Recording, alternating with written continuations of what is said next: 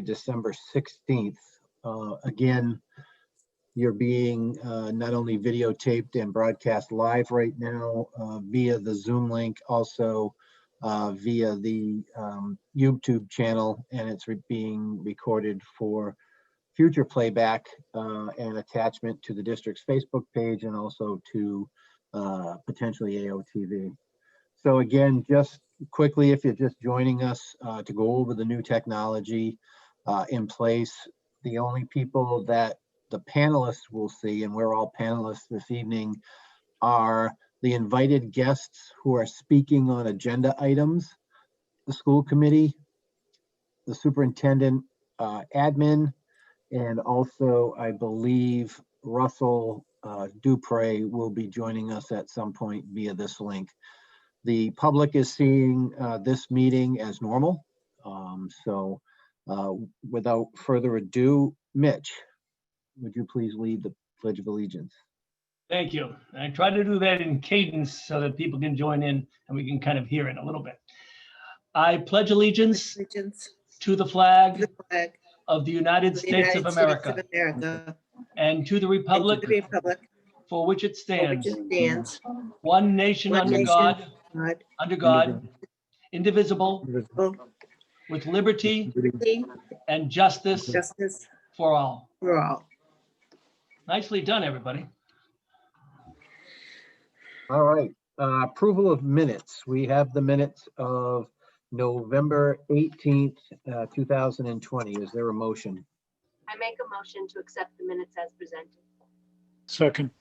Okay, motion made and seconded. Any discussion? Mitch? Thank you. I was wondering if our administrative assistant can add one note.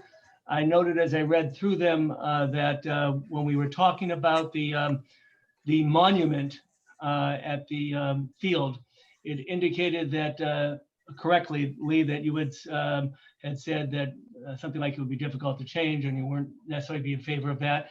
I made the comment, and I think I was the only one who made an additional comment, was that if the caricature of the Native American was on there, if that was the inscription on there, then I would not be in favor of keeping that.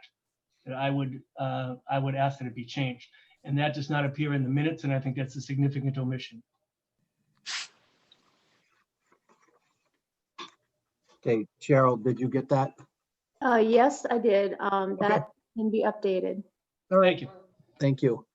Anything further? Seeing none, all those in favor? All right. Opposed? Abstention? Okay. All right, again, public input. Nobody contacted Cheryl or myself to offer public input. So we'll move right along. There is no student representative report this evening, so recognition. And again, when I do recognition for the school committee, I just go by the order that I see you. So John Baptista, anything this evening? No, sir. Thank you. Mitch? Just as always, want to recognize the teachers and the staff are doing a great job this year. I think it bears mentioning and repeating over and over again. But I'd also like to recognize the health agent, Deb Vondel, and others who are working with the school system, with our superintendent, to deal with all the unusual health concerns that we have this year. And I think they're working hand in glove very effectively, and I very much appreciate that. Okay, Nancy? No, thank you. Okay, Carla? And you, Carla, you're on mute. I'd like to recognize Andrea Bishop, who I learned recently at the Public Relations Subcommittee meeting, has been essentially doing the job that the Department of Public Health can't do, of answering every question that comes in about the COVID epidemic from a member of the public. And Darcy let us know that she has, at the time we were talking, it fielded 185 calls in the past couple of weeks. She was holding that responsibility all herself, and no other system that is in our area has somebody doing that. So I would like to thank her for the job she's doing.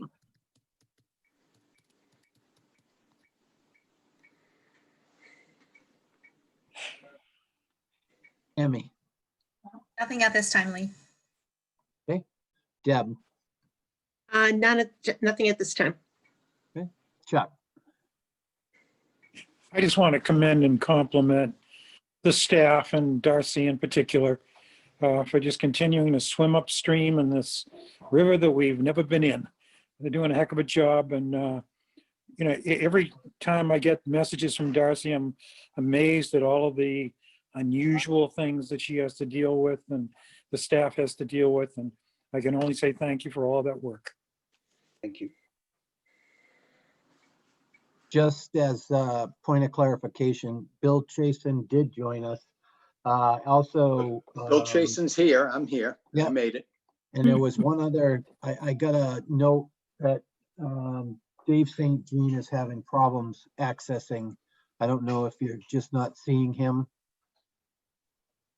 Who is it? Dave St. Jean. All right, I'll resend the link just to be safe. Okay. Thank you. Bill, did you have any recognition? No, thank you, Lee. Okay. Retirement.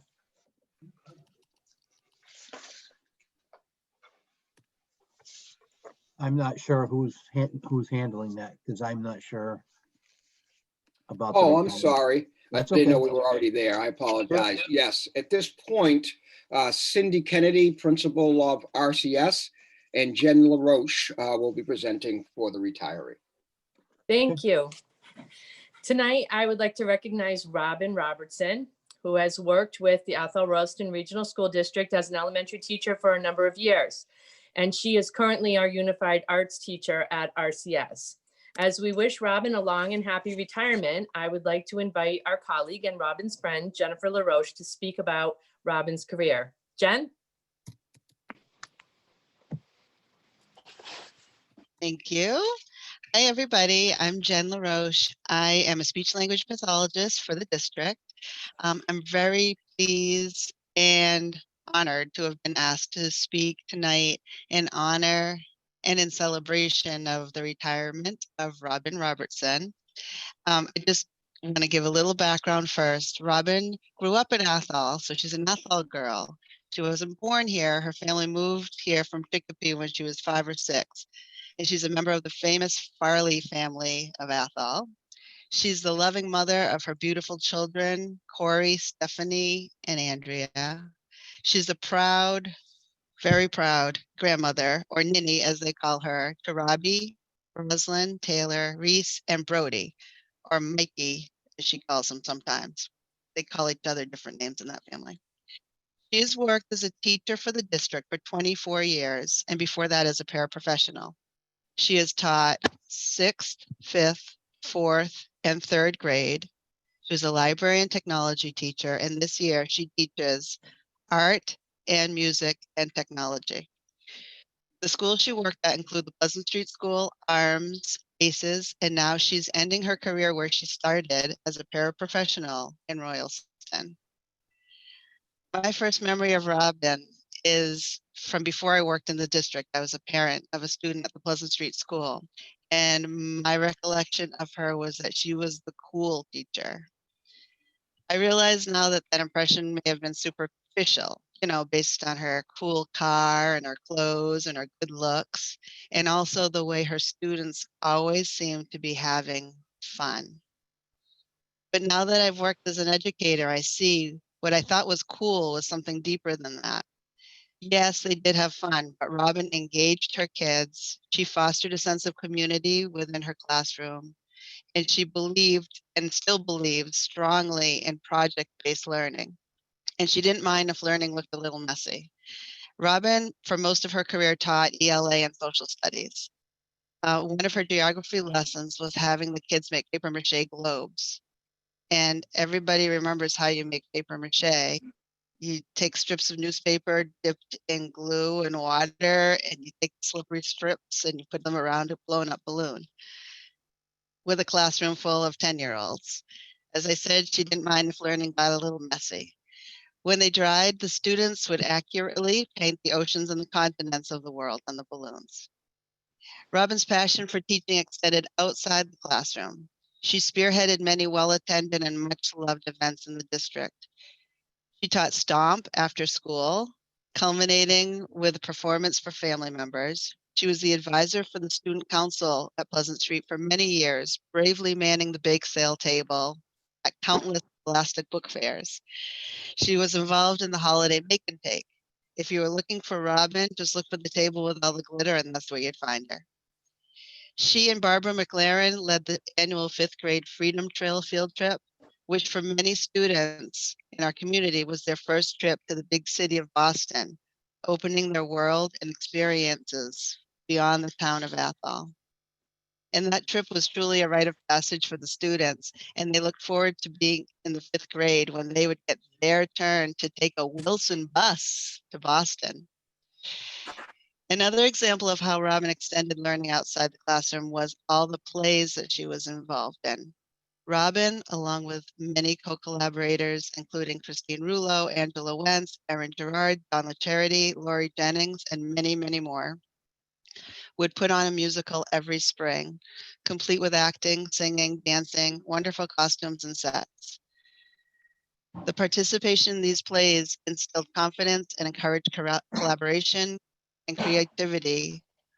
Instilled confidence and encouraged collaboration and creativity for the hundreds of students involved over the years. And now as I think about it, I think my first impression of Robin was right. She definitely is the cool teacher.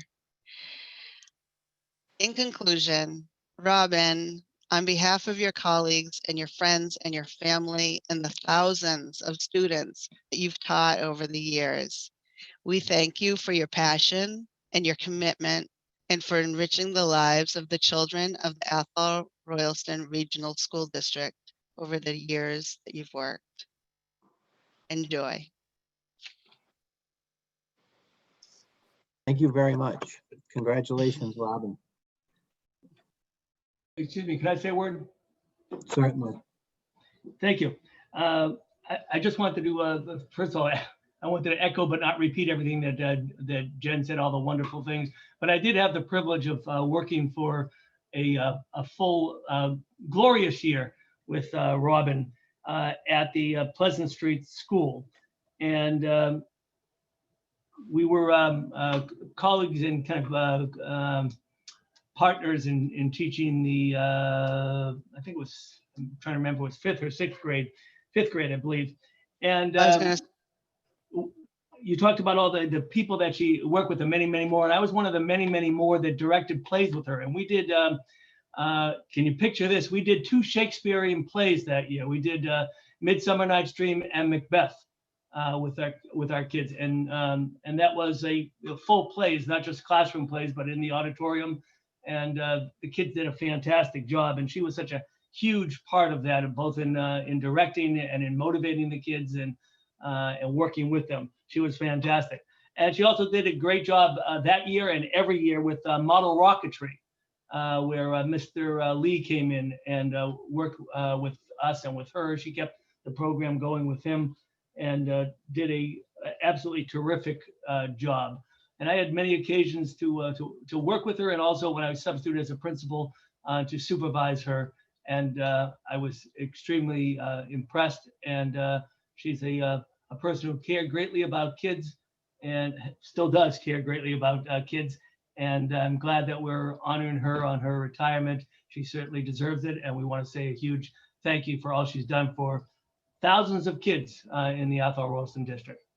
Best of luck, Robin. We love you. Thank you. Darcy, did you have anything else to add? Yes, what I would say is upon arriving here in Athol-Royalston, Robin was one of the first employees I met, and she was very welcoming from the start. And I really appreciated how she how she connected with me and helped me to understand the community. So I want to say congratulations to her. We have sent a plaque, I believe, to her home. Hopefully she's received it. If not, we will make sure she gets it soon. But once again, we want to say congratulations. Thank you. The next under recognition says employee. Yes, I believe we had I think Lynn was going to do an employee recognition tonight. Yes. I would like to recognize, I don't know if you've all heard, but our longtime payroll officer, Debbie Godin, gave her notice and she's been gone now, maybe going on 3 weeks. And I just wanted to recognize Carrie Task, who is our accounts payable person, who stepped in and has actually, as of today, done 2 payrolls. Even though I'm going to admit she wasn't adequately cross-trained, but we did our best as a team. And the new person actually started on Monday, 12/14. Her name is Anna Noyes.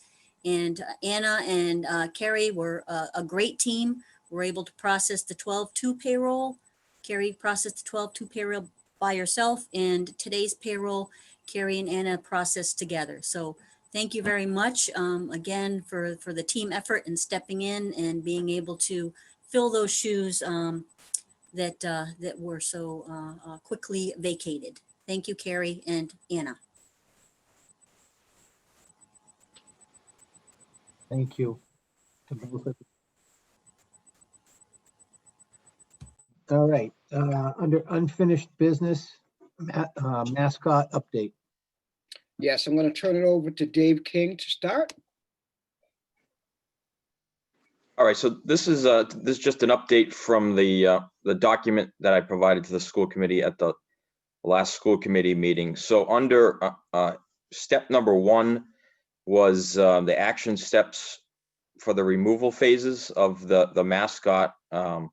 As of today, those steps have been completed through the first 3 phases, which the last phase of that was to finish the gymnasium floor. Lyman Signs has finished that up, or will just be finishing that up tomorrow. The new layout looks outstanding, and I'll share some pictures in the next few days. But they did a great job with highlighting the Athol on both baselines and AHS in the middle of the floor. In regards to step 2 of the process, leading up to the suggestion phase, we have completed 3 student assemblies where we provided students 3 opportunities to engage with some of the Native American information specifically involved with the mascot removal. So one, we showed them a 30-minute clip from the special school committee meeting. We had invited 2 of those Native American guests back to the school, and they did a 30-minute question and answer period with our student body. Our student body had the opportunity to generate questions in our advisories, and then the Native American guests provided answers to those in our question and answer phase. And then just on Tuesday, we launched our final phase of the introduction leading into the suggestion, where we described a little bit more of what a mascot could mean for our school and community moving forward. And we opened up the suggestion phase. I did email all of those documents to the school committee. They are posted on the Athol High School website, the school district website. All of the schools received them, so we have emailed that out there to all of the district students and parents. So all of them now have an opportunity over the next 3 weeks to provide suggestions of what the mascot might be moving forward. To date, just a couple days in, we're at 90 different suggestions, so the response has been strong.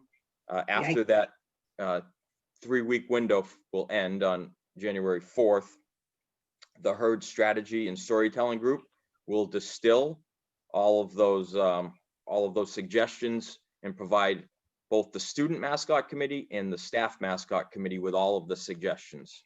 And what will happen at that point is those 2 subcommittees will look at the criteria, make sure all of the suggestions that came in met the criteria, remove any of the ones that didn't meet the criteria, and then go through a process where we identify the trends and try to pull out the top 10 suggestions that came over this 3-week period, at which point we're going to create a survey and provide feedback and provide an opportunity for the students and community to give us additional feedback. I think that was expressed by the school committee. They wanted to hear the feedback.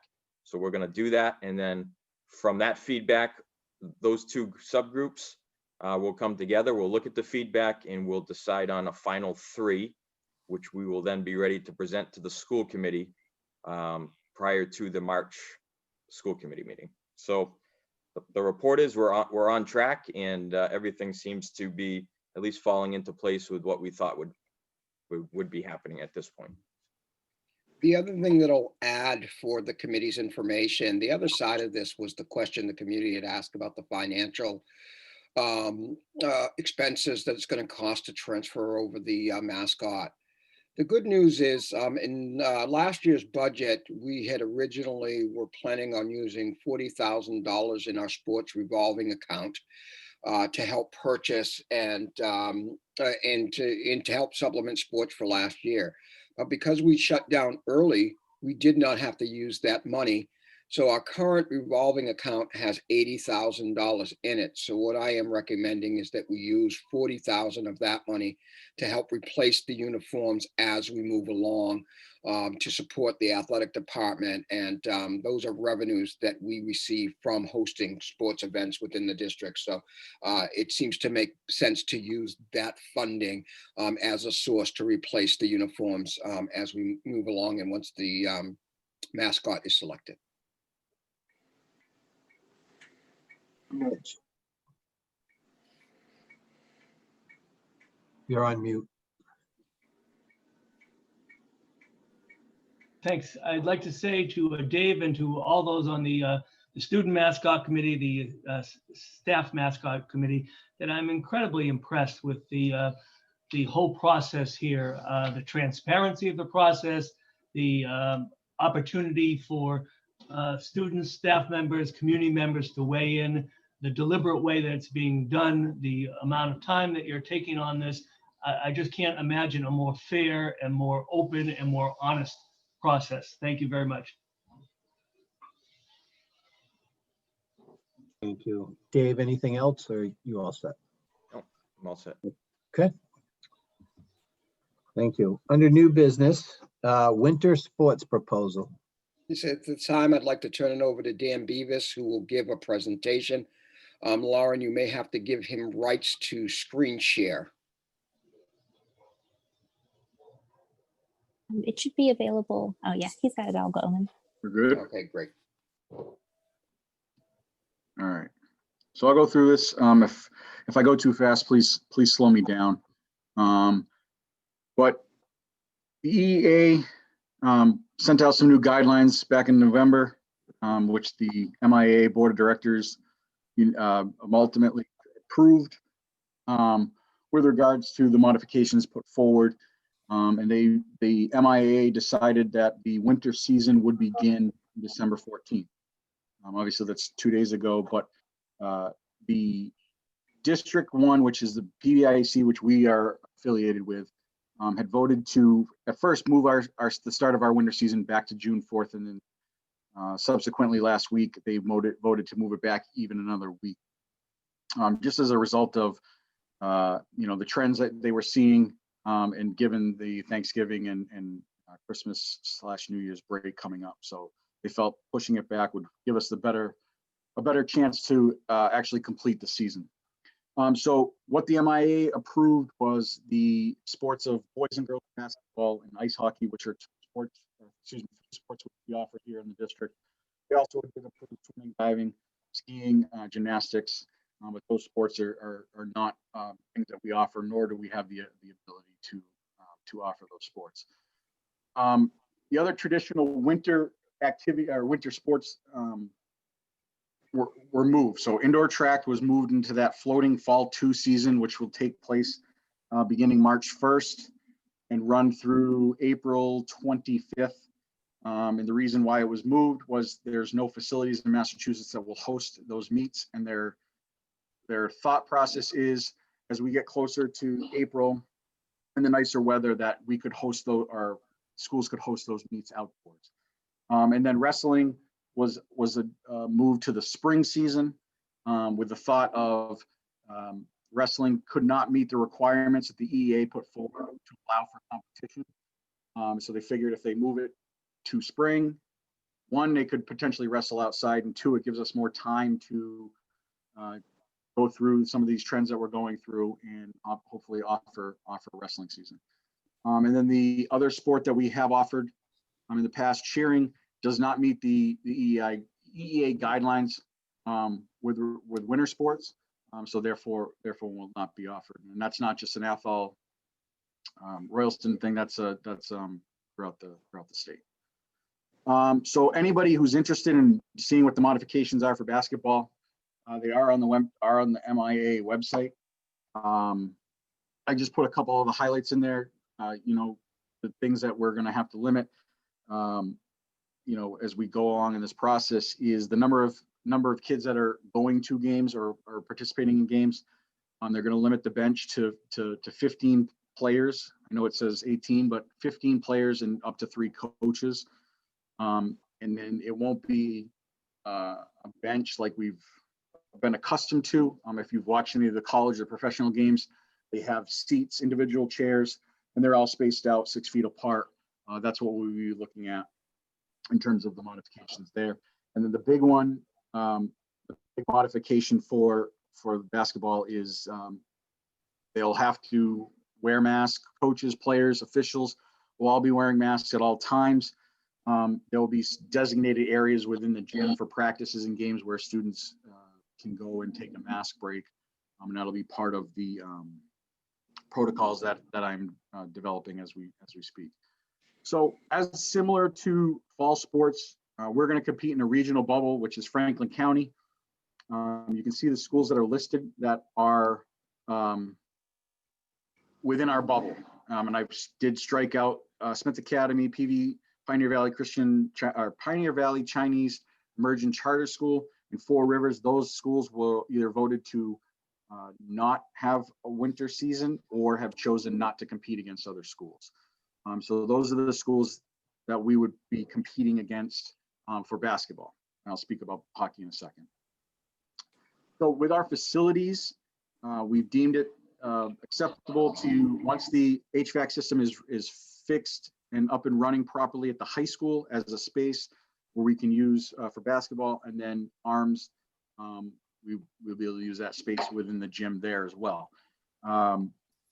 Some of the modifications and guidance from the EEA, students won't have access to locker rooms before, during, or after competitions or practices. They're expected to arrive prepared to play, and then are expected to leave the facility at the conclusion of their game and or practice, whatever it might be. They should, this one's similar to what was one in the fall, they should be bringing their personal equipment in their own bag and should be removing it on a daily basis. And they should be disinfecting, cleaning, washing those items that they're continually bringing into the gyms. And then any shared equipment, this is where it gets tricky when it comes to basketball, because you're sharing a basketball in many cases. We will, some of the modifications call for wiping down the basketball and using a new ball in between each quarter. I know for practices, we'll be wiping them down at the conclusion of every practice, and that'll be, those are some of the responsibilities that the coaches will take on. Like I said, I'm currently working on the protocols on entrances and exits. Strongly encourage that you have a one-way entrance, one-way exit, similar to what we're seeing with our schools, with our regular school days. So that's stuff that's going to be working, that I'm working on. And I will have a document that I will share with all this, all the people all the student athletes and parents who register for their sports. It'll be something that is shared with them. And I can certainly share it with anybody here if that's the case. And then we're working on different types of protocols when it comes around practices and games, what the players should and shouldn't be doing, and coaches and whatnot. Transportation, I did speak to Merrifield. I've talked to them several times about this. What we're trying to do in one of the big things that guidelines call for is to try to keep everybody separate as much, or keep teams separated as much as possible. So typically what's happened is the varsity and the JV teams will practice together. However, given the circumstances we're in, we're going to separate those practices. So practices are going to be shorter for everybody. We'll have, a set schedule that will follow in terms of when practices are, when they begin, when they end. But the big thing with transportation is, in most cases, since there's only going to be one team traveling each on a day, we'll be able to take separate buses. So the bus would come and pick the JV team up and bring them to the game. And then at a later time, a second bus will come pick the varsity team up, transport them to the game. After the JV game, those players and coaches will return. And then the second bus would be waiting and taking the varsity team back. It just keeps everybody separated. And in the event that a team has a positive case, you could potentially still have, the JV team or the varsity team, whatever didn't have a case, they could continue playing around that. One of the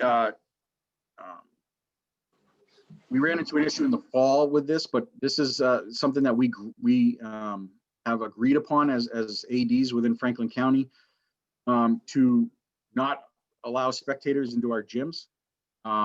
We may, after a few weeks of competition, there's no set timepiece, but we may revisit that decision.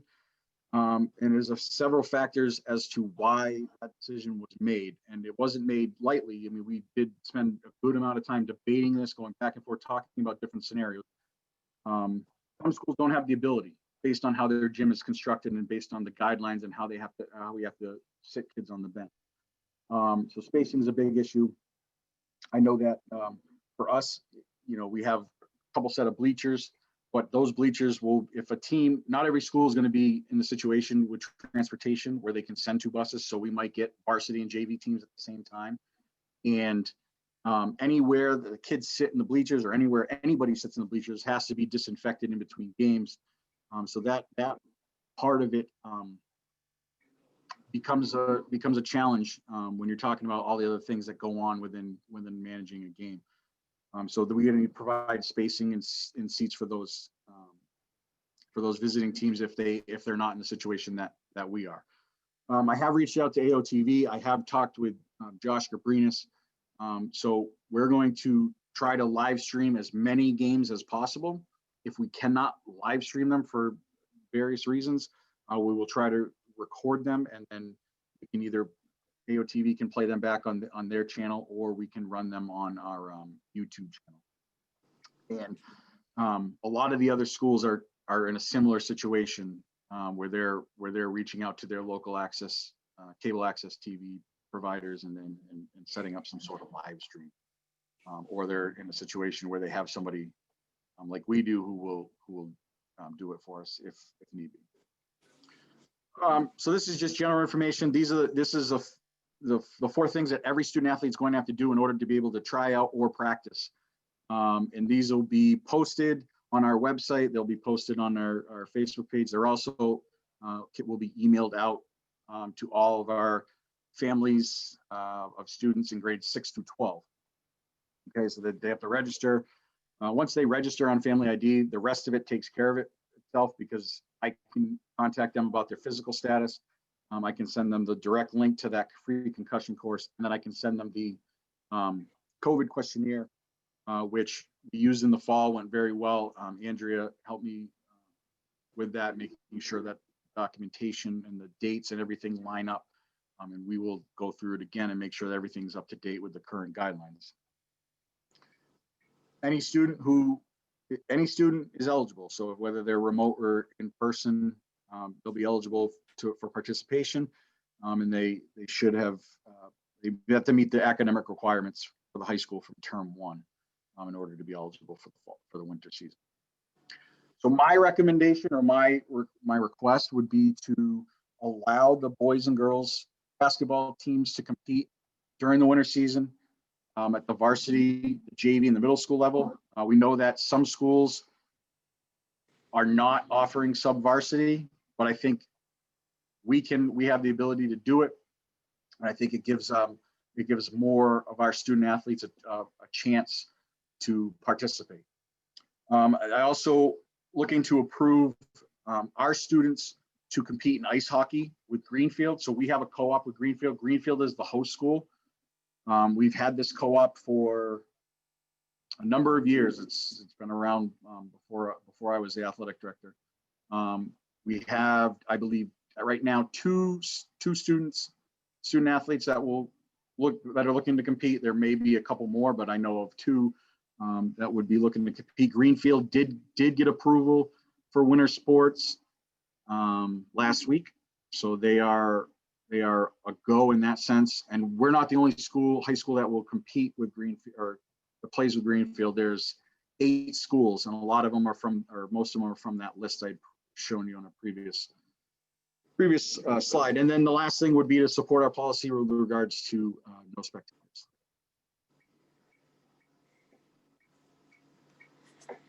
Thank you, Dan.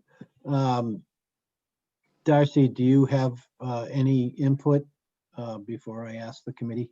Is there a motion, first of all? Do you want me to speak or do you want me to wait? No, go ahead. You can speak first. That's fine. Ultimately, I've done some research here, as Dan has, and tried to work with the superintendents in the local area and our athletic director, and I'd like to recommend this. One of my concerns and worries right now is our students don't have a lot of opportunity to interact, and having an opportunity to have some sports played in a safe way, I think would be appropriate. And just like we do with the in-person learning, we would monitor the situation, ensure that it's safe for kids to play. And if at any point we felt as though we were in a situation where the COVID levels were too high, or we had seen incidences of spread with the sports, we would immediately drop it. But again, this would allow families to make the decision to take part rather than the school department. I personally have a daughter. She is playing basketball here in this area. I feel safe for her to do that based on the protocols that are very similar to what Dan is setting up. So I do recommend it. Okay, thank you. Mitch, were you going to make a motion? You're on mute. I was and am going to make a motion. Thank you. I move that we do approve the new season of sports as described by Principal King. Second. Excuse me, as described by Athletic Director Beavis, I should say. And Still there was second. okay. Discussion. Mitch. I do want to say that once again, that Dan deserves a great deal of praise for working through this whole process. It's nothing you feel like you're signing up for when you become athletic director and you expect to have a kind of normal season. And nothing is normal these days. And he's going all out to try to provide the kids with that all important athletic season. And I would be inclined to support this because sports are important not only for a student's physical development, but also for psychological, emotional, and even impacts very much academic development, as well as decision-making skills. So for all those reasons, and because of the fact that I think Mr. Beavis has done the best possible job in preparing our kids and trying to ensure their safety, I would strongly support this. Okay. And also, I just, again, I think it's important that we give students opportunity to have kind of as much normalcy as we possibly can during these times. I just want to make sure that what Dan stated and what's contained in our motion is clear to people. This motion and subsequently a vote will disallow fans to be inside the gymnasiums to watch these sports. This is very critical. This is realistically the only way we can move forward with this winter season for basketball. And I know that it's tough to hear, but again, if we move forward, which I feel we should, and support these recommendations as submitted, There will be no fans allowed at our basketball games for the obvious reason. So again, I just want to reiterate that so that Dan's not just swimming out there in the lake by himself. It's not a decision that Dan made on his own. It's kind of a consortium of groups, and it makes complete sense to me. So any further discussion on the motion? Seeing none, all those in favor? Aye. Hi. All right. Opposed? Opposed? None. Okay, thanks, Dan.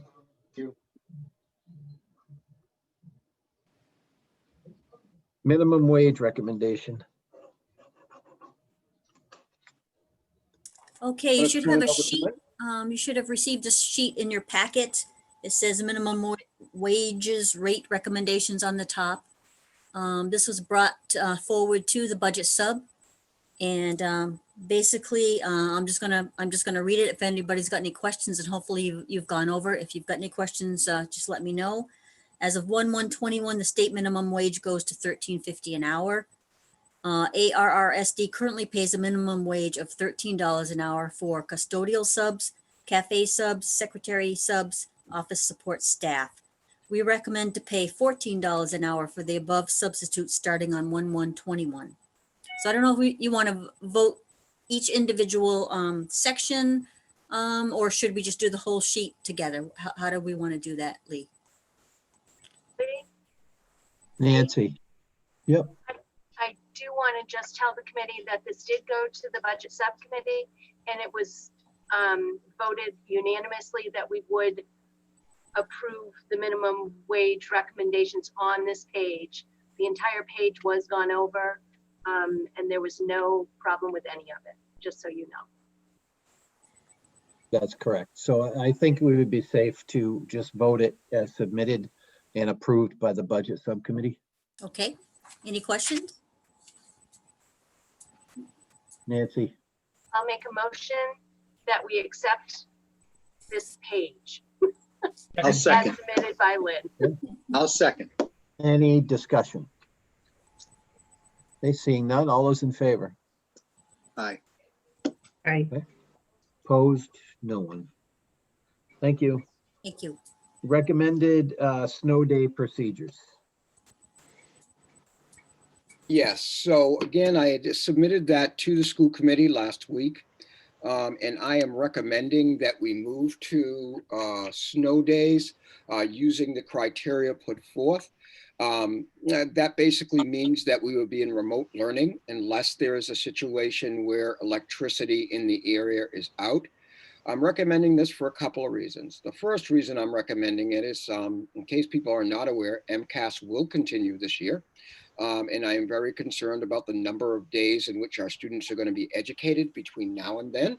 Every day we're off for a snow day is one less day we have. We already have 10 less days of school this year because the commissioner approved for us to be in 170 days versus 180.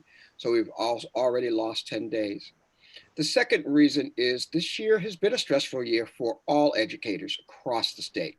They have been in a situation where they have been asked to change on a dime and deliver instruction to kids. And this is one of the items that the teachers working with the ATA had suggested as a way for them to be able to get out in the early part of June rather than the late part of June. So that they can rest over the summer, because this is a unique year. I understand and get that families, I've gotten several emails from families about, it's a snow day, Darcy, our kids want to enjoy themselves. They want to be able to run out and, play in the snow. This particular proposal offers the opportunity for kids to not have to do the work on that day because the teachers would post it. And they would have 5 days to complete the work. So if they wanted to go run around and roll in the snow, they'd have that opportunity and they could complete the work later. I have been on a listserv all day of districts from across the state and what they are doing with this current snow day. As you know, I have called it as a traditional snow day, no school, no whatnot, but at least 60% of the schools are using this model. So it is not something that we would be an outlier on. And I'd ask for people to really consider it. Our teachers are one of the few school districts in the state currently doing in-person learning full time. A lot of them are doing the hybrid model. We're one of the few doing it in person. And I think this would be helpful or go a long way to try to support our teachers as well. We've done a lot to support our students and our families. And so I ask people to consider it. At the end of the day, the district will do whatever the committee decides, but I do ask that you consider it. Thank you. Mitch, then Deb. It's a question on fifth bullet point on what you mentioned, Darcy. If parents do want their child to, especially on a day when it looks like we're going to get 10 to 14 inches of snow, if they do want. I can't hear you, Mitch.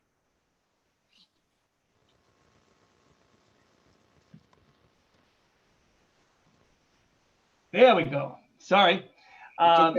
In regard to the fifth bullet point, if a parent does want the child to have one of those great snow days of the past, especially since we're getting 10 to 14 inches of snow, and they decide for their child to run out that day and play in the snow, I see that the fifth bullet point does talk about that the student has 5 days to complete and pass and sign work, but that says if the teacher or the student does not have internet due to the storm. What happens if the student does have internet?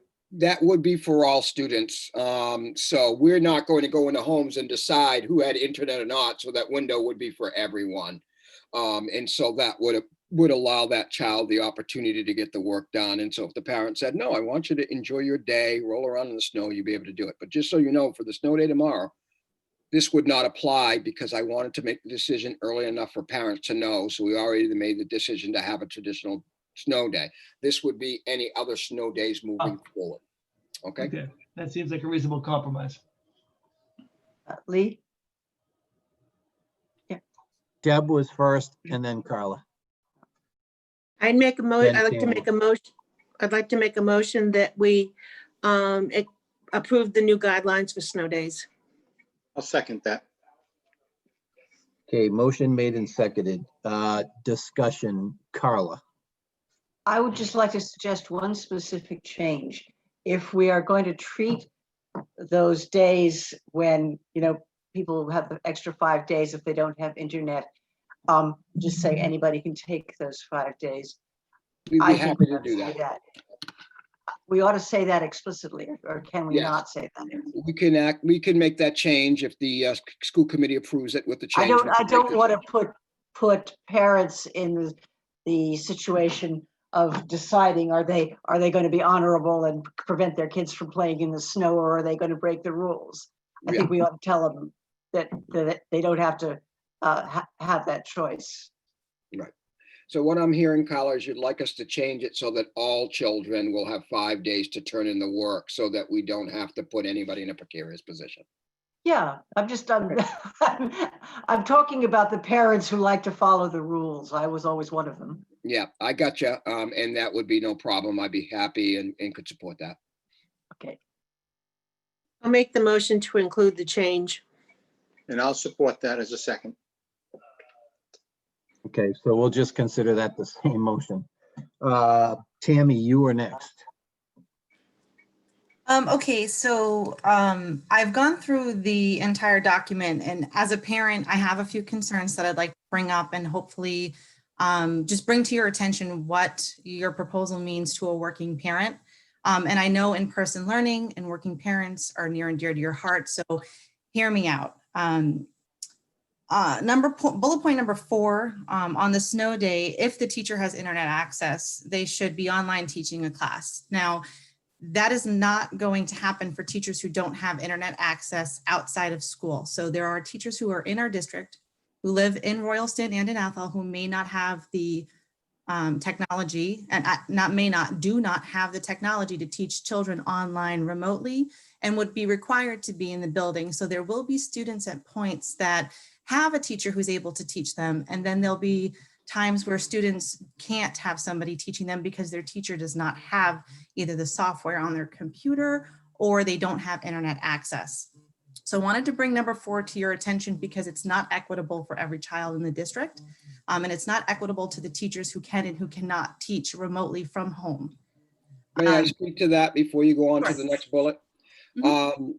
You are correct. But what we have said to our teachers is we would like them to post prior to the storm so that if they can't get online, the student can go and access the work and do the work. And we do recognize that there could be, the storm could knock out everybody and put them in a situation where they're not able to get online. We do recognize that and we hear that. What I would say to you is if we are in that particular situation, I think it's still better that students are practicing and getting ready for their learning than a whole day off, getting closer and closer to state testing. That's my personal opinion. I appreciate and respect your thoughts on that, but I just want to make sure people hear that. So Sure. if you go through the points, Absolutely. it would be helpful Yep. to answer them each. Yep, absolutely. And I completely agree. Any amount of learning at this point for our children, preferably in person, preferably synchronous with a teacher, and lastly, asynchronous where they're not getting the guidance that they need would be the order as a parent that I think is important. Which brings me to point number 5. If a teacher does not have internet, we're still requiring our students to do work asynchronously, and we're giving them 5 days to make it up. So I want to give you a case in point, and just from my own perspective as a parent, in which I know other parents are going to be facing this. Tomorrow we've called a snow day. My kids do not have work to do. However, I still have to work my 10-hour shift with 3 kids at home. Tack on asynchronous learning, I'm looking at 3 to 4 hours of additional work with 3 kids after I've completed my day. I am a strong proponent for asynchronous learning when it's required, like this past Monday when we needed to give the teachers the opportunity to be out of the building, have the kids learn. I see that as a positive thing where children continue to learn. But bullet point number 5 for me was if kids aren't in school and they're not learning and the teacher can't be there and we're assigning them asynchronous work, we're giving working parents more work to do. It's stressful.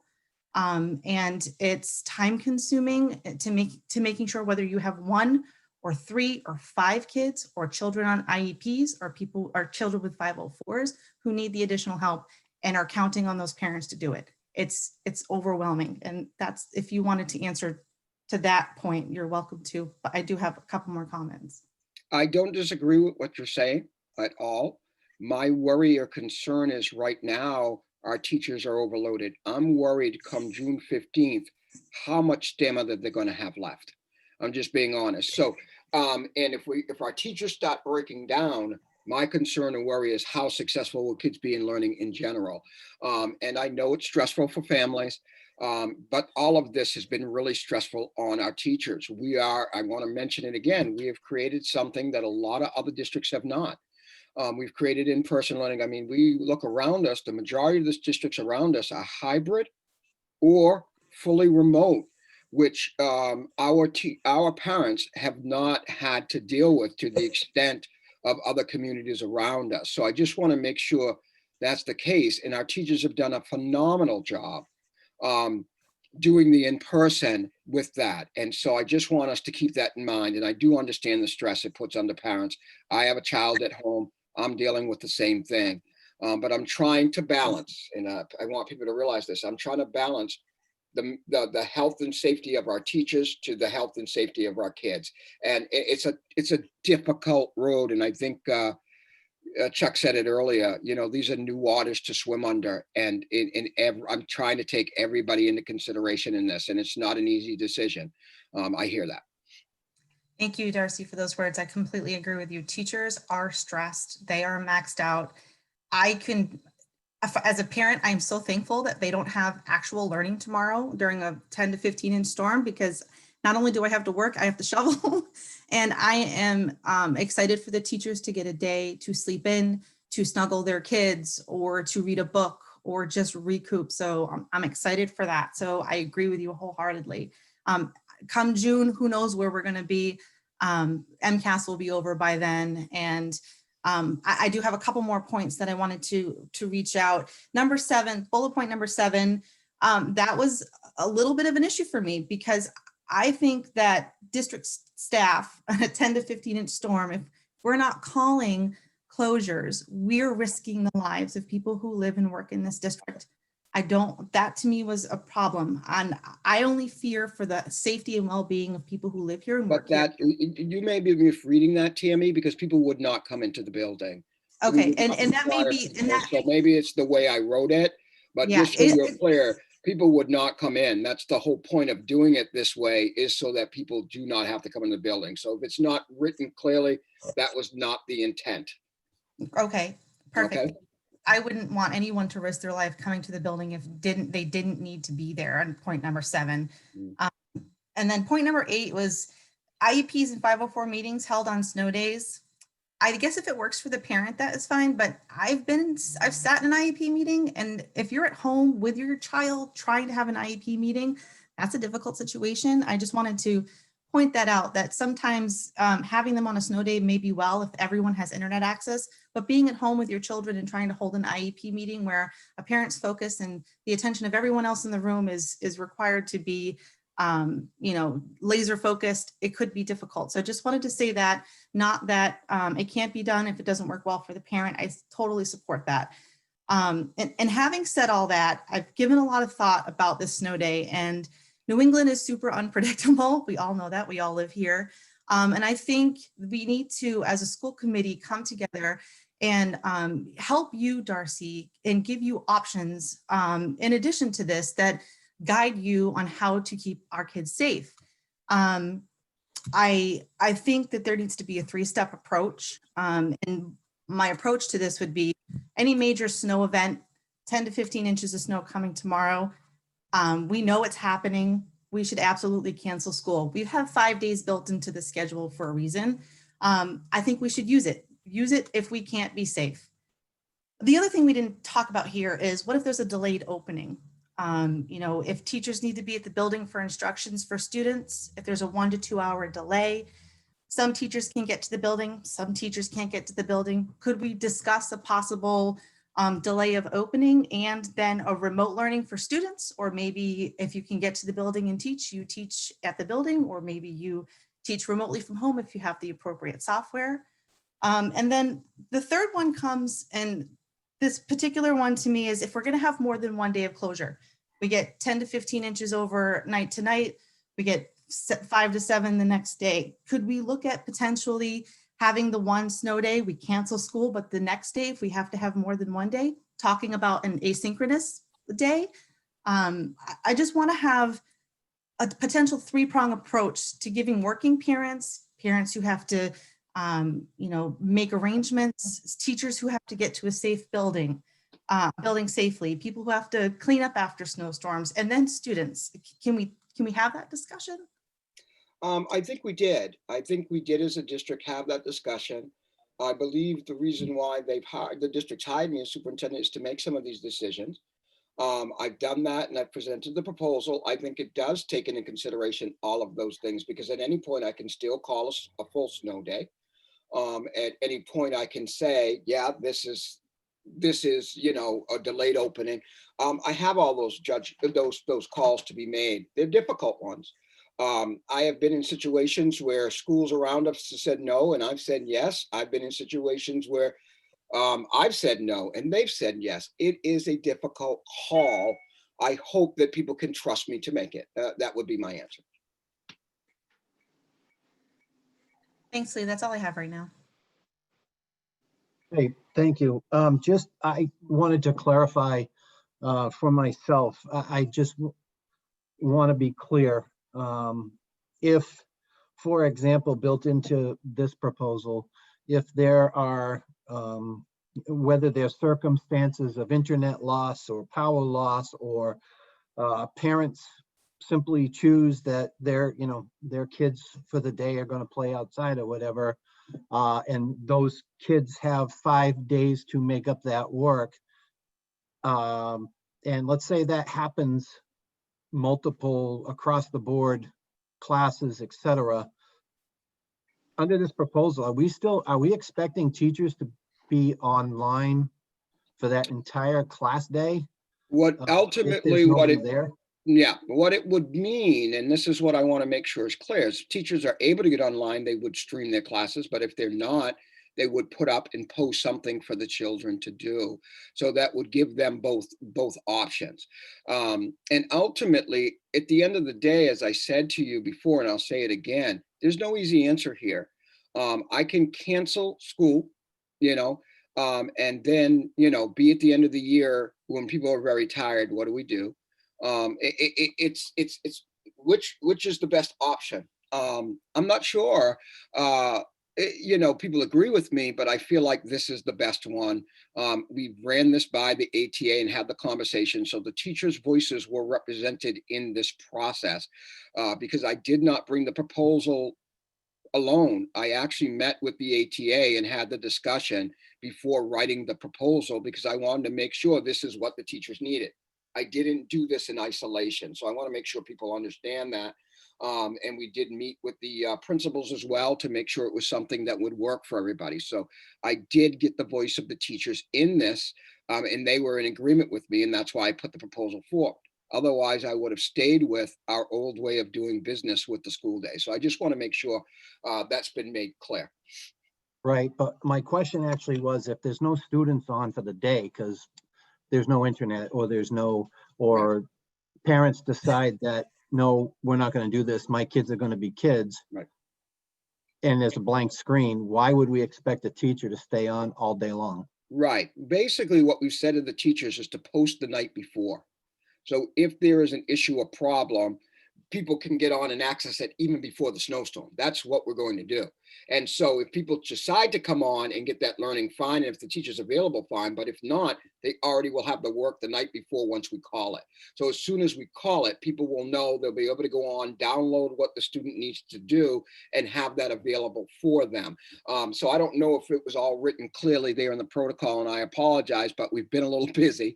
But that's the intent. The intent is to post early, have those what the student needs available early, and then if the teacher is available to be online, to support kids to do that. And so that's what we are looking at. Okay, and then the other clarification is, because I had a couple of parents message me, if aside from the internet issues, the power issue or whatever, if if a parent opts to not have their child do that particular day or whatever, and then they have 5 days to make that up, are those students penalized and marked as absent? No, the students, as long as they submit the work, are fine. They just have to make sure they submit the work. Okay. Within the time frame. Mitch, I think you had your hand up, and then I'll go back to Tammy.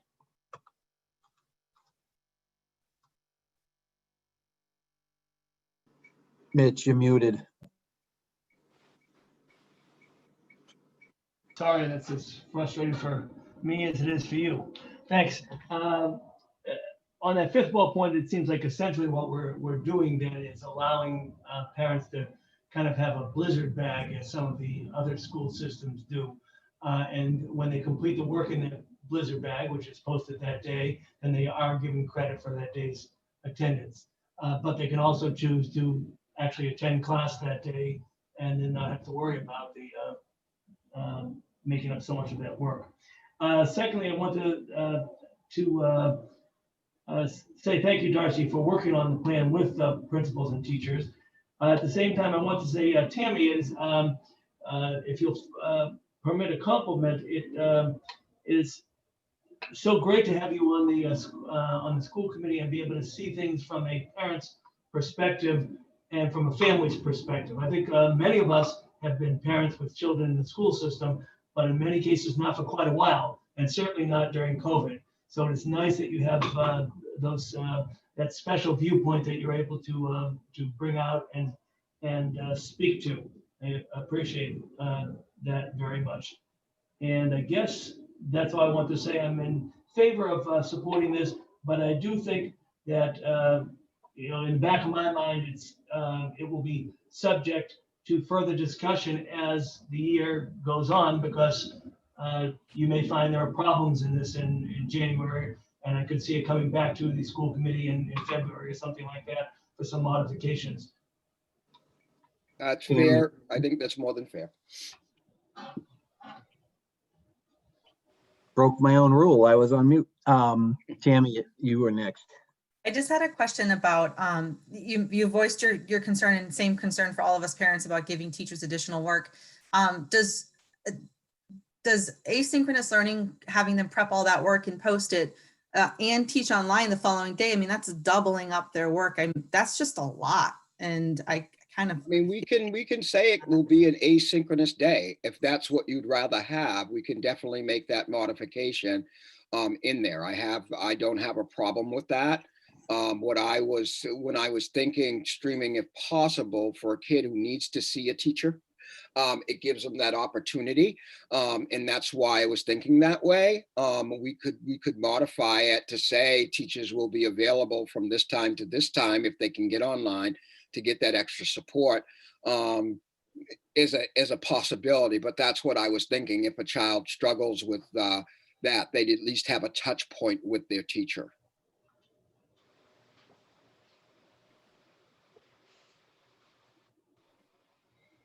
Okay, thank you. Anybody else? Carla?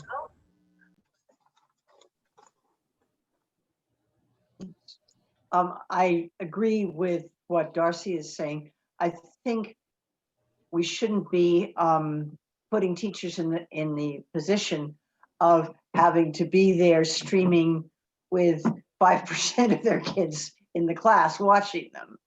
And you don't know whether there will be half the kids playing in the snow or almost all of them playing in the snow. I think the idea of calling it an asynchronous day makes a lot of sense. And as you suggest, Darcy, saying teachers will be there during this specific block of time for people who have questions or need help, that makes all the sense in the world. So I'm fine with if we want to amend it in that way.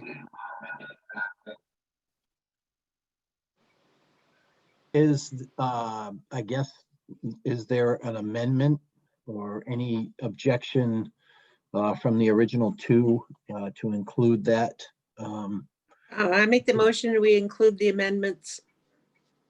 Okay, is there a second? Well, I'd like to second it, but I also had a comment. Okay. Yep. I love the idea of an asynchronous day on those days to allow parents to work with their children at their leisure.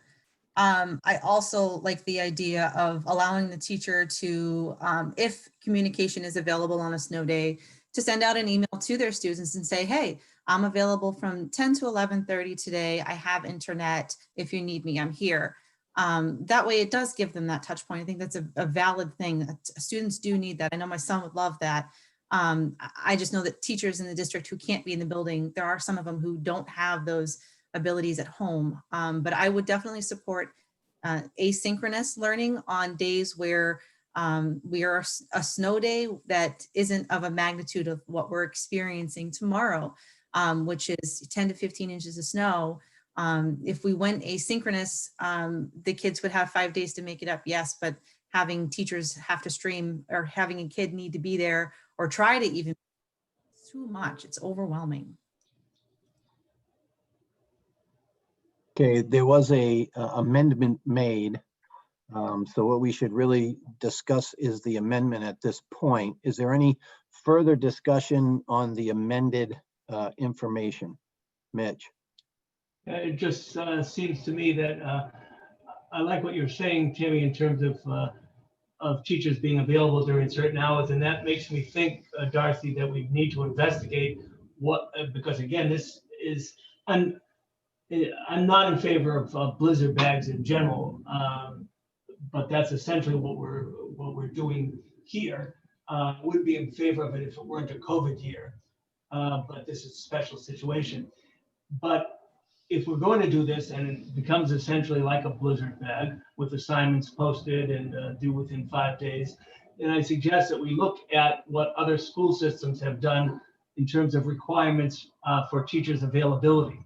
Because I think in most cases, schools who do have blizzard bags have a requirement that teachers do something like post hours, a certain number of hours that they're available during the day for questions or concerns or such things as that. So I'd be in favor of this motion and the amendment, but I do think that perhaps you need to take a look at what area schools do with regard to that. And I think that we probably talking to the teachers about that in any case. Okay, any further discussion on the amendment, Carla? Carla, Lee, there has been a lot of discussion on this amendment. It's a lot of different ideas have surfaced. I think we're in agreement on a lot of things, but at this point, I don't know what the amendment exactly is, because I think it's been kicked around and altered a bit since we started discussing it. Correct me if I'm wrong. This is- Cheryl, do you have the amendment? Okay. Correct me if I'm wrong, but this is, I'm hearing, one, it would be an asynchronous day. Two, we would be in a situation where teachers would post a time in which to be available if students need help. And that we would look at each situation based on the amount of snow we're going to get and the conditions to ensure that it's appropriate to do on that day. That's what I heard. Did I miss anything? But those are the three things that I heard. I believe that's exactly what has been proposed. Yeah. Yes. Yeah, I think so too. Okay, Let's Sounds right. vote. so let me get there first, Royalston. You weren't muted. You weren't muted, Nancy. You spoke with your outside vote. All right, all those in favor of the amendment? Aye. Okay, opposed? Carla, you're opposed? Okay. All right, so we voted on, Carla, you're muted if you're trying to talk to me.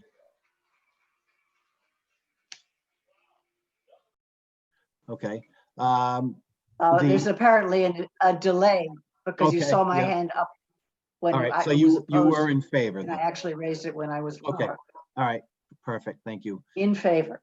Yep, and now we go back to the original motion to support this as amended. All those in favor? Okay, opposed? 0. Okay, thank you. All right, FY22 budget timeline. I'm going to turn that over to Lynn. Okay, again, you received the draft of the fiscal 22 budget timeline in your package. It also, again, was brought to budget sub, and the only thing I wanted to point out was the all boards meeting is scheduled for January 27th, and the town has been asking when that has been scheduled, and that the budget subs on both February 3rd and April 7th are due to vacations. Other than that, Nancy, step in if you think so, but other than that, I believe budget sub was okay with it. Go ahead. I make Nancy. a motion as it did go to the budget subcommittee and we were all in favor of these dates. I make a motion that we accept the timeline as presented. Second. Motion made and seconded. Any discussion? The only thing that I would point out is that the town of Athol has decided to not allow any further live meetings until mid-January. So it is likely that the all boards meeting will have to be an online meeting at this point. So I just want to make sure everybody knew that. Any further discussion? Seeing none. All those in favor? Aye. Okay. You. Vote to purchase rather than lease central office copier. Okay, again, hopefully you've gotten your packet a memo on the central office copier, which expires a couple weeks into January. So I looked at the 5-year lease cost and the purchase cost, and the savings to purchase would be $65.54. We currently have owned copiers up at Aces and in some of the other areas as well. So my recommendation is to go ahead and purchase and get this on board. And again, was brought to the budget sub. And Nancy, if you want to comment on that. Go ahead, Nancy. Yes, we're in agreement on this one also. I make a motion that we accept to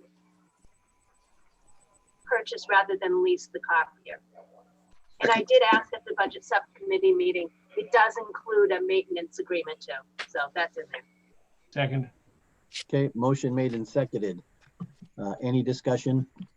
Seeing none, all those in favor? Opposed? None. Thank you. You. Vote treasurer's contract. Okay, again, you should have received an email that was sent to the budget sub about changing the treasurer's contract to a $30 an hour rate rather than this contract that we had put together for just a flat amount for an annual salary. It will save us money in the long run, and it will also give the treasurer more per hour in the long run. It has been run by her. She's totally in agreement with it. And also in here is, she's training with Lori right now, our current treasurer, who will be done on Friday. Lori will be done on Friday, and Lynn Nystrom is taking over. But Lynn has been putting in some hours as training. So we propose that we pay her for any hours that she trained above and beyond her regular job at $20 an hour. But then going forward, she would work as treasurer for $30 an hour and also be on call if needed. And again, was brought to the budget sub, and Nancy can talk about that. Nancy. Again, yes, this did go to the budget subcommittee and we did approve it, and we've sent it to the full committee. We are recommending that we vote this in. Thank you. Is there a motion? So Mitch? that was motion. Okay, seconded. Discussion. Seeing none, all those in favor? Okay, opposed? No one. Thank you. You. Okay, we'll move on to equity PD update. Okay, I'm going to share my screen if everybody will just humor me here for a minute while I pull it up.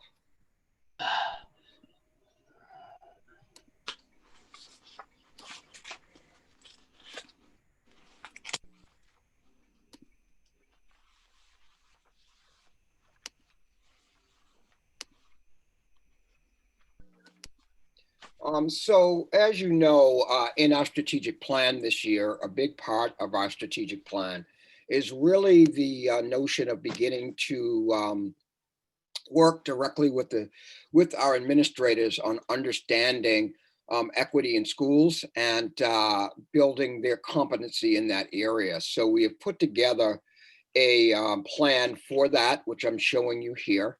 Which would start in January.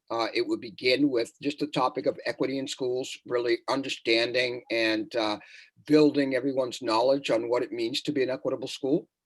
From there, we would look at the characteristics of what a leader is for equity. We would then review the district's mission and vision on equity, which was done by the equity committee. From there, we would talk about the difference between talking about equity and actual action that takes place in that area.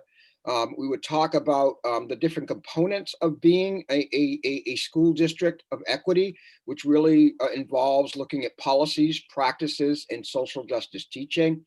And then we would begin designing equity PD for our teachers. So I just wanted to make sure the committee was aware that we are continuing to enact the school the district plan, and this is our draft of the professional development series that we're putting together for our principals.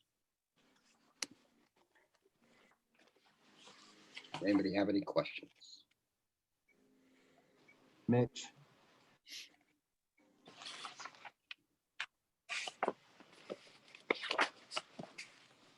Yeah, you're on mute again, Mitch. I am 0 for 4 or something like that tonight. Sorry. I just said that I appreciate the fact that you put a great deal of work in this, as has the committee, and it seems like we're moving forward in a appropriate pace. And I like the schedule that you have set up. Thank you. Okay, anyone else? Okay. Equity series for community. Yes, so we are very lucky in that this year we received funding for a parent liaison for the district, and particularly focused on the middle school. And with that, we've talked a lot about what should be our steps as far as beginning to engage the community as a whole, and looking particularly at our mission around equity. So what we are doing now is Andrea, along with our translator for the district, are beginning to work on some series we're going to put together to allow families in the community to interact around this topic. I have met with our public relations committee. They have given us some recommendations as to topics and things that we could begin with. And so I've given them to the team, and they will begin working on that. I also want to let you know that I am searching for further grant money for the district to try to open up a parent center as part of the work we do, not using district funds, but hopefully grant funds. Because now, if you haven't noticed, we're evolving into more of a community school. You saw today the food pantry open, just so you know. We had 41 people attend today to access the food pantry. And that's part of our equity work, is in order to really support and help our families, we've got to put the supports in place to make that happen. So we're in the process of really trying to create some synergy with all of these pieces, the health center that we put in as part of the equity, all of that. We're trying to create some synergy and really be able to have parents connect with the district in a different way. So through the center, they would have advocates who they could go to, talk to, and then they would help support the family, either through getting the supports they need at the school or getting the supports of resources within the community. So this is the beginning of that design. And the reason for the series is really to help families tell their own stories here in the community. So starting with kind of, what's life like if you're impoverished? What's life like if you are a Latino person? What's life like if I'm LGBT? And having those conversations so that people feel invited in to be able to tell their experiences and talk about them as a way to show that we want to be all inclusive in the voices within the school district. So we're hoping this launch will help with that. We also, they will begin working on a survey to help us get a better understanding of what families are looking for, because that's a huge part of this. We don't want to make the design without the families. So part of this, the work around equity will be a actual survey going out to ask parents their thoughts about the school district and using that as a way to build. So I just want to make sure people are aware of that branch of the equity piece that we're really working on, because it's one of the major pieces in our strategic plan. We're taking it very seriously. And we have put the resources in place using grant money to make that happen thus far, and we're hoping to continue that. Thank you. Mitch? That is a major point that I've made privately to Darcy that I wanted to emphasize here for the school committee, but particularly for the community that might be tuning in. And that is, when you look back just about 15 years, you had a school system that focused on academics, and the food part of that was basically that they served lunches that children generally paid for, unless their family had severe financial difficulties, in which case it got reduced lunch or they got a full free lunch. And there was no health component. What we have now is, in really a very short amount of time, certainly in the last 10 years and even more so in the last 3 or 4 years since Darcy's been here, we have a school system that is really the focal point of the community when it comes to not only academics, but and athletics and such things as that, but also in regard to health. We now not just have school nurses at our facilities, but we have a whole health center that the community can access at ACES, at the Athol Community Elementary School. And children not only get breakfast and lunch for free, but when they can't be in school, we send that home to them. And we have a food pantry to help any members of our community who need access to good, nutritious food. So our school system has become this multi-functioning entity that is extremely important in the town, even more important than it ever was in terms of not just academics, but also health as a health center and as a nutrition food center. So I think that's an incredible accomplishment that I think it behooves us to pay real attention to, because that's as I said, an accomplishment, but it's an incredible amount of growth for a school system in a relatively short period of time. And I congratulate all those people who have been involved in that. Thank you, Darcy. Thank you. School walkthrough data. Yes, I just want to inform the committee that we are continuing walkthroughs this year. The way we're doing them is part of the team goes into the classroom and part of the team is actually watching as if they were getting the experience as a remote learner. So we're doing both. We finished our first round of them of all schools. And we've seen some significant growth. Unfortunately, Molly is on vacation this week, so I hope to have the data, but I will bring it to the next meeting to show you. But we're seeing some growth in instruction strategies that are very positive from those walkthroughs. So we were excited to see that. I have done is next month, I've invited the academic subcommittee to take part in a virtual walkthrough where we will go into classrooms via Google Classroom so that people can see that side, because I know that some of the concern that families have had and community members had is how is the streaming working?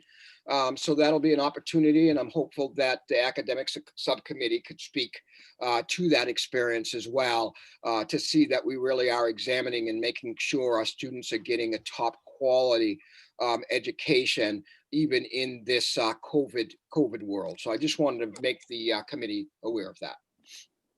Thank you. NWEA testing. Yes, so we are continuing with NWEA testing.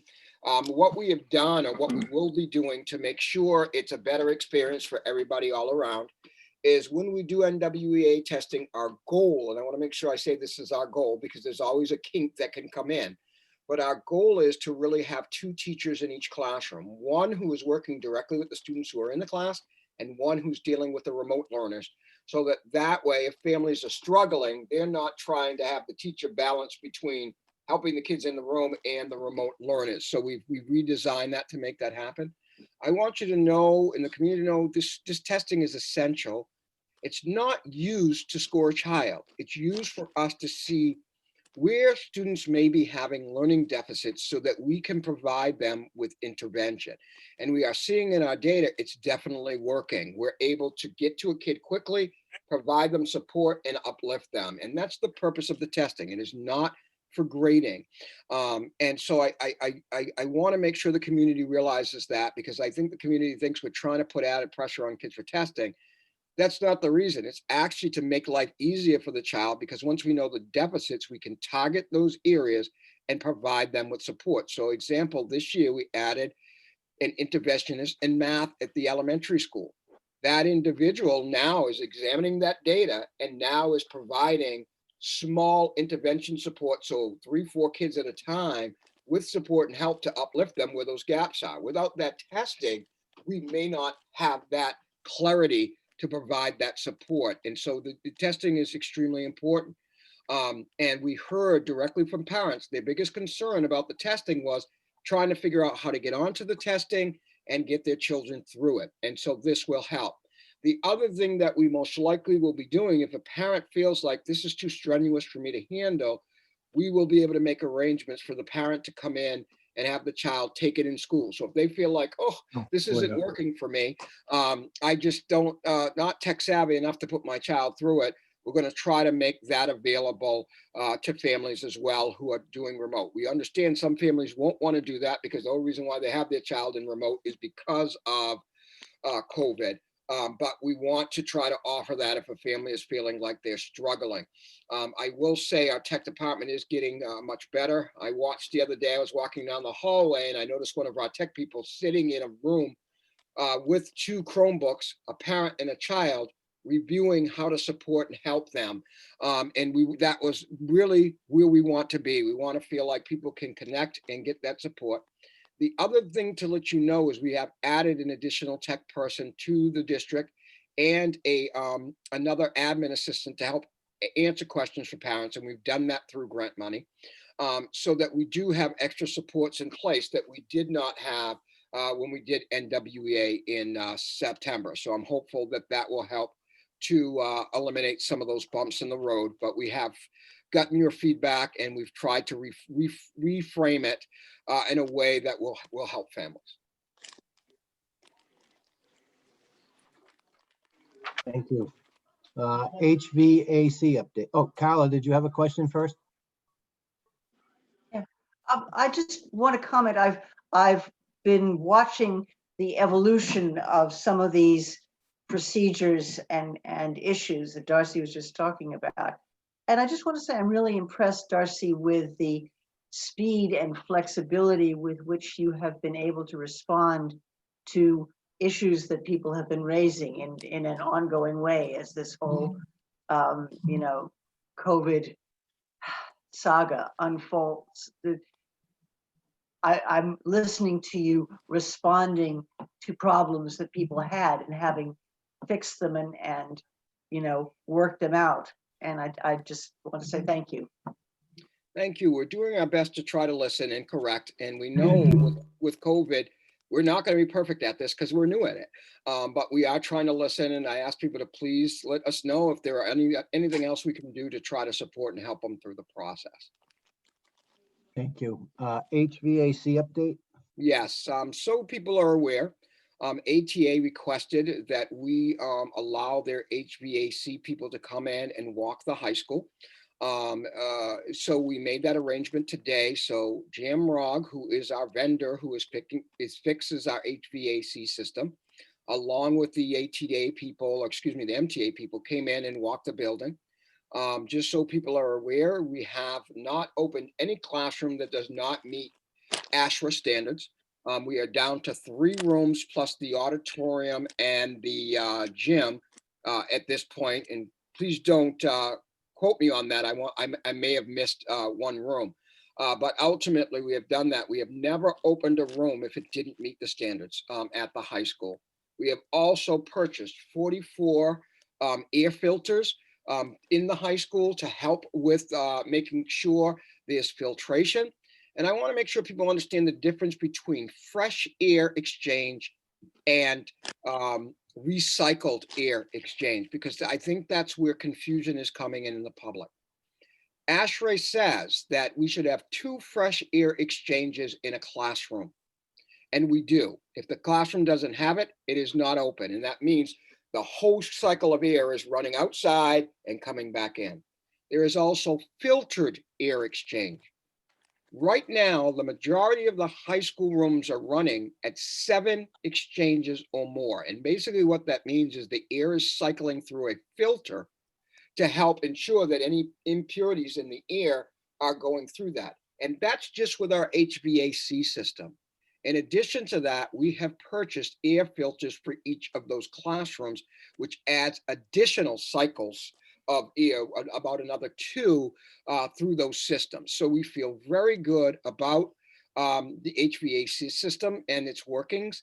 I believe I did send out to everybody the latest report from Jamrog in regards to that. If you did not get it, please let me know and I'll make sure you receive it. But we have Jamrog in constantly checking to make sure the building is healthy and safe for everyone. We are open to any questions or concerns people have, but we are working really hard to make sure that building is safe for both students and adults.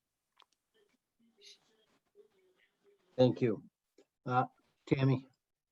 What were they looking for, Darcy? What did the ATA want the outside group to come in and check?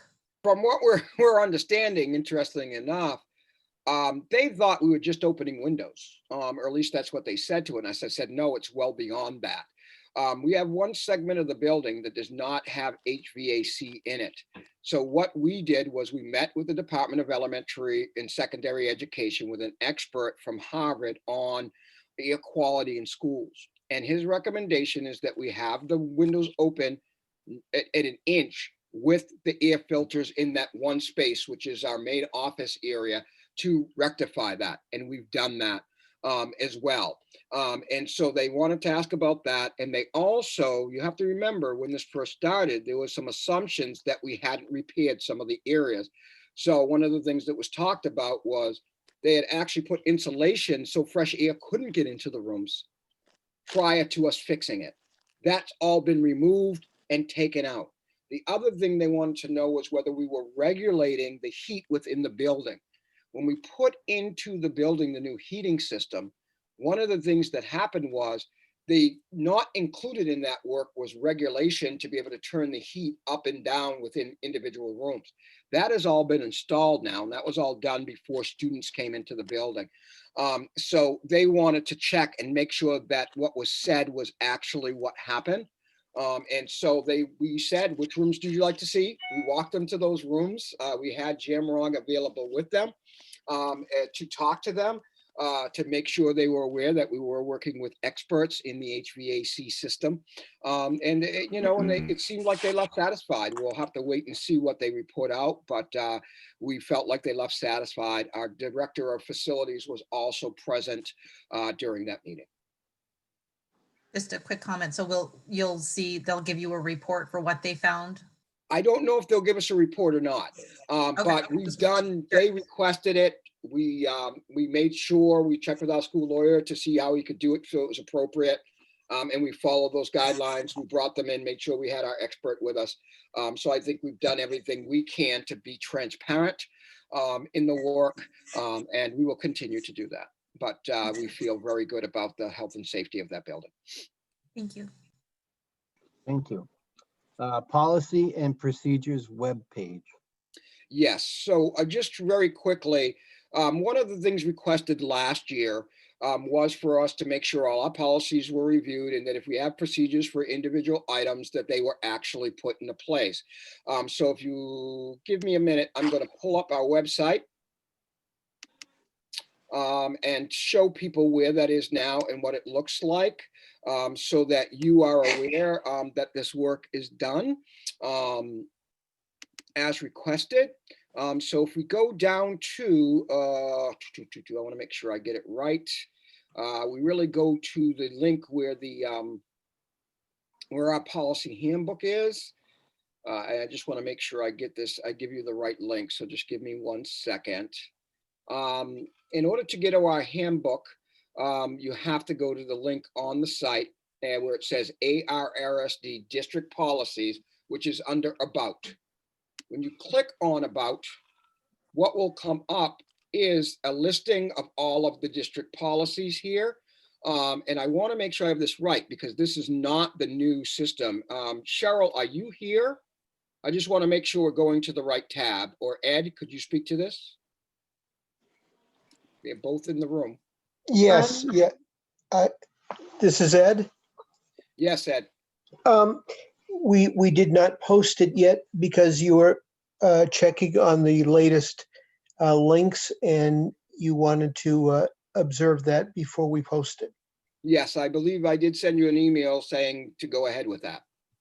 But I will double check. But as soon as that is up, that's where people will find it. What you will see on the left-hand side is all the policies. On the right-hand side will be, if there is a procedure that goes with that policy, it will say one of two things: a link for you to get to the procedure or see the policy. Okay, there are some policies that don't require procedures. So you're also going to see, you won't see anything there if that is not the case, or if a procedure has not been created yet or added. But we are working diligently on that as requested. And I just want to make sure people are aware that that is up and running and should be. I'm going to ask Ed to make sure you have that posted tomorrow. So if families want to see it, it is there. Okay. Okay. Does anybody have any questions in that regard? People remember correctly, this started with the conversation last year around our restraint procedures and the concern that things may not be a place for parents to get to. So we're working diligently to make sure that has been done. Okay, thank you. Budget update, FinCom sheet. Okay, Lynn, is this one you're taking? Excuse me. I can. It's the again, it should be in your packet. Sorry, something went down the wrong pipe here. There should be something that says to the Town of Athol Finance Committee meeting. We just wanted to make sure that the school committee was aware of. We went to the Town Finance Committee meeting on 12/8, and we went through these particular bullets with them. And they then reviewed their budget with us, and this was just the beginning of us starting our budget discussions. Anything else, Darcy? No, I think that's it. I thought the meeting with the FinCom went very well. Went well. Yes. Our major part of our conversation was really what are some of the barriers that we see that potentially could be happening as we move into this year's budget, which I think is going to be a very tight budget year in that, you know, revenues in the community, in the state are down. So we're seeing some decline in revenues coming from there. In addition, because of COVID, we have seen an uptick in students picking school choice families. And so that is also playing into the total number of students we have in the district. And remember, how much we get from the state is correlated to that. So that is playing a role along with expenses. This year, our bus contract is being reviewed. And so we can see that that's probably going to go up. We also have to pay for raises for our teachers and such. So we are concerned that it is going to be a very tight budget year this year as we move forward. So we were just informing the FinCom of that and making them aware. I don't know if you want to add anything there, Lynn. No, again, the sheet is what we went through, and the bullets that you just went over are exactly what we were talking about. And the same thing on the town side. We all know that fiscal 22 is going to be a tough year. So we're going to have to count our apples and our oranges real closely. Okay, thank you. Parent engagement update. Yes, I had hoped to have an update tonight because if you remember correctly, the original parent meeting last night was supposed to be in connection to talking about equity and the strategic plan. Unfortunately, with COVID, we've had to divert that. So I will do it after vacation with the families. And also to let you know our intentions around that parent center, which I've already talked about. Okay, thank you. Communications, there is the enrollment sheet that we give out monthly. That's in there for your information. The financial statements and approval of accounts. Lynn. The expenditure report, as you've got in your packet, I don't think there's anything unusual there. I just pointed out on the first page, you do see the financial salaries have that 35,000 in there. That's because Debbie, the payroll officer, has resigned, and the new payroll officer had not been put in yet, but she will be. I'm trying to think. I don't think I underlined anything else. And like I said, I think the bottom line is tracking to where we believe it should be at this point. Any questions?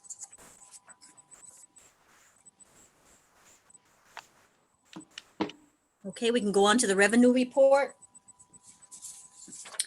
We are waiting for the final fiscal 21 budget to be approved by the governor. But the next to the final one that we received the other day, we still are at about a $80,000 shortfall, which we believe, based on some of the excess we have in our health insurances and some in our substitute lines and stuff at this point, we'll be able to cover that. I don't think that'll be a problem.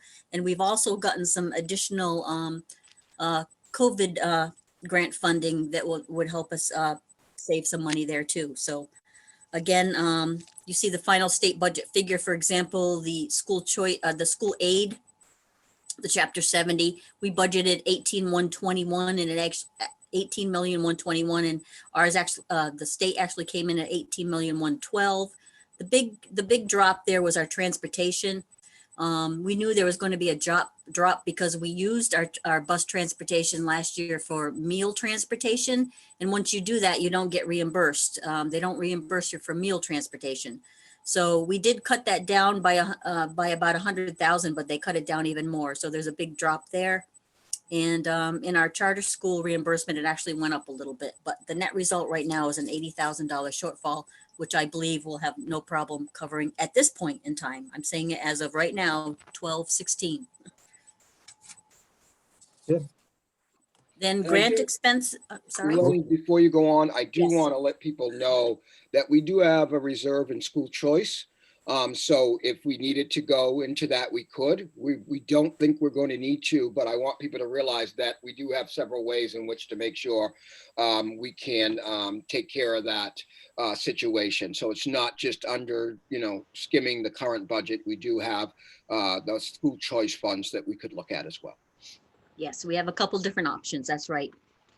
Okay, grant expenses. Again, just a report of our grants. And I did indicate on the ones that are our COVID grants. Right now, I think we've got 1, 2, 3, 4 big COVID grants in our grant artillery here. And the total grants that we've received so far this year are $2,603,594. Again, a lot of that is, half of that actually is COVID grants. We did also bring this report to the FinCom meeting and let them know about the grants that we've got. And you'll notice down at the bottom, it says Town Cares Act. That's the money, the $301,388 is the money that the Town Cares Act is allowing us to get reimbursed by the town. So we are submitting HVAC invoices, some extra custodial invoices, and our extra busing, because we had to put on a second tier of busing through December 30th, because that grant closes for the town on December 30th. We were able to submit some of those bills to the town, and they are reimbursing us for that. Let's see. No budget line transfers tonight are needed. In the other, I just want to again welcome Anna Noyes. She's our new payroll officer. She came on board Monday with her feet on the ground and running, and helped process this week's payroll. I think that's all I've got under my reports. Okay. Thank you very much. Strategic plan update. We've already spoken in those bulleted items, so we're all set there, Lee. Okay. Reports of the committee. Under reports of the chair, the only thing that I have this evening is I understand that there has been previous issues with perceived protocols, et cetera, on how people contact parents, contacting committee, et cetera. But one thing that I would like to suggest that happens for people who wish to contact the committee, I know it's done on the town website, et cetera, but I think on the school committee page that lists the members, it would be helpful. I've had a few people ask if our district issued email addresses could be placed there. We are public officials, and the public is entitled to being able to contact us. I am in no way, shape, or form suggesting that anybody's private email address be placed there, but on the school committee page that lists our name, if you could just put our individual district emails right next to the names, and that way, at least if somebody does want to contact one of us, they have a mechanism to do so. Okay, so Ed Skutnik is available now. Ed, can you confirm that you're able to do that on the website? Sure, we can put that up tomorrow, Lee. Okay, thank you. Certainly no rush. I just had it suggested a few times that somebody didn't know how to get a hold of me or somebody else, but also that brings up a good point that we all really need to make an effort, myself included, I'm probably one of the worst ones, but we need to switch school business over to those school emails. We are not supposed to be utilizing our private emails for school business.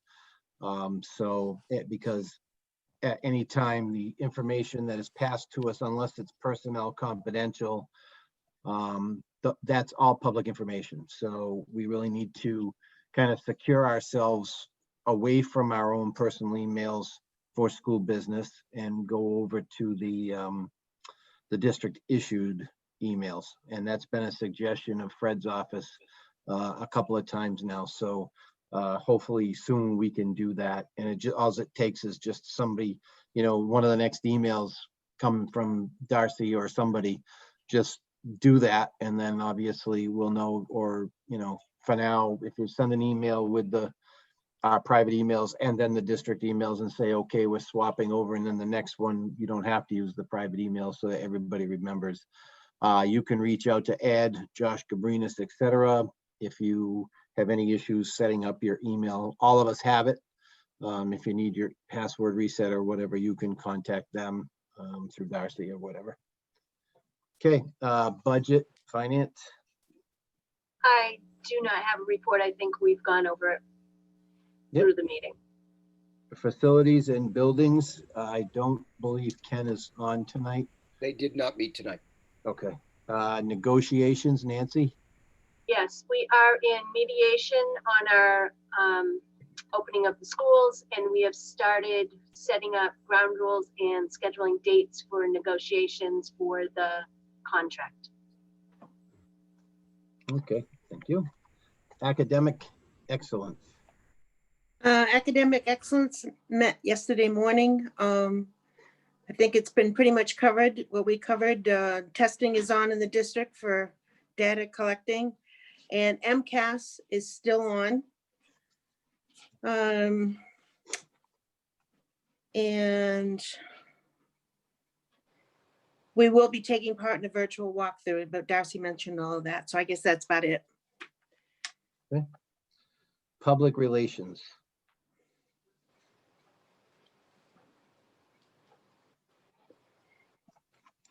Carla, you're muted. Carla, you're muted. Thank you. We met last week to discuss planning for the meeting that did not take place last night. The agenda, pretty much everything we discussed as part of that agenda has been discussed at this meeting. Strategic plan, parent engagement, equity, COVID response. So you've already heard it. Okay, thank you. Policy sub. Policy subcommittee did not meet yesterday, but this was carryover from last month. We bring forth to the committee for first reading policy ACAB, which is the anti-discrimination, anti-harassment policy, and the grievance procedure that goes with it. Okay, is there a motion? I make a motion to accept it as presented. Okay, Mitch Second. seconded. Okay, any discussion? Seeing none, all those in favor? Okay, thank you. Committee member referrals. Rather than going through and saying everybody's name, I'll just ask, is there a committee member that has a committee member referral that you would like to be recognized for? Mitch. Yeah, just wanted to say thanks to those involved in the school pantry. And I also wanted to mention that Deb had talked about the MCAS being scheduled. And I wanted to clarify for those watching that the MCAS is required on a federal level, or a standardized testing is required on the federal level. The state has to provide a form of standardized testing. The state of Massachusetts, Commonwealth of Massachusetts, provides MCAS as its method of standardized testing. So if that were to change, it would have to change first at the federal level, which would have to exempt states from doing the standardized testing for this year. So the fact that we are doing it is in compliance with both national and state requirements. I think my personal belief is that January 21st, that could change. And we as school committee members should be advocating for our kids and our families to see that program delayed at least for another year, because it's completely unfair to families, it's completely unfair to kids to put the pressure onto them for this type of pandemic testing, as exactly what it is. And I am aware that there's push in the legislature right now. There's going to be more push in the legislature. So hopefully we can come to some sort of I'm not saying a 4-year moratorium, I'm just saying everything should be really looked at. And, you know, it's not fair to the districts, it's not fair to teachers, staff, families, kids, etc. To try to expand and then to come out in the middle of this with a home version of MCAS. I mean, I don't get that, but that's just political commentary. It doesn't represent the opinion of the committee. And Lee, in terms of political commentary, we still could advise parents that if they are so moved that they could contact certainly Representative Whips on this. They could contact Senator Goby on this. They could contact the governor on this, and they could write a letter I don't think a Secretary of Education has been appointed or confirmed yet, but they could write a letter to the Chief of Staff of President-elect Biden or to President-elect Biden himself, saying that this is a priority and something that needs to be looked at earlier rather than later. Correct. Anyone else? Referrals? If not, Nancy? I make a motion that we adjourn, please. Second. And seeing no discussion, all those in favor? Have a Thank nice you. night, folks. Good night. Stay Have a safe. nice Enjoy night. the Have a good storm. night. Thank you. Stay safe, everybody. Be well. Stay Indeed. safe. Indeed.